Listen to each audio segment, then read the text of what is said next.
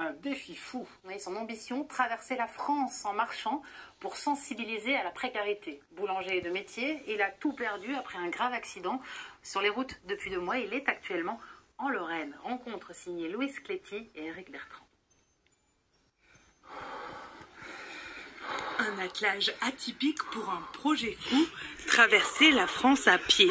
Sébastien, son chien Taïko et sa carriole de plus de 100 kilos sont partis de Douai il y a 2 mois.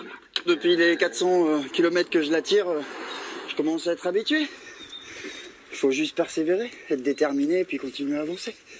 Et plus que le défi sportif, il souhaite que son exploit fasse avancer la condition des personnes sans domicile. Ancien boulanger, il est devenu SDF après un grave accident à l'été 2021. Vous ne pouvez pas imaginer le nombre de personnes qui sont en CDI dans des entreprises depuis des années et qui vivent dans leur véhicule parce qu'ils ne trouvent pas de logement pour se loger, soit parce qu'ils ont un chien, soit parce qu'ils n'ont personne pour se porter garant, caution, tous les deux, ou ils ne touchent pas assez en salaire pour prévoir à payer les loyers. Voilà, donc c'est très très compliqué. Pour leur venir en aide, il a fondé l'association Les Robins des Blés. Grâce à son Tour de France, il espère récolter des fonds pour créer des commerces associatifs. Un village qui n'a pas de boulanger, c'est un village mort, quoi.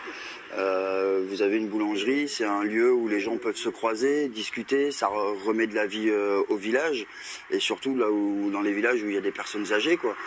Sinon, ils passent toute leur journée enfermés dans leur maison, ils n'ont que la visite du facteur ou du médecin. C'est un petit peu triste comme vie, puis c'est triste pour un village sans boulangerie, quoi.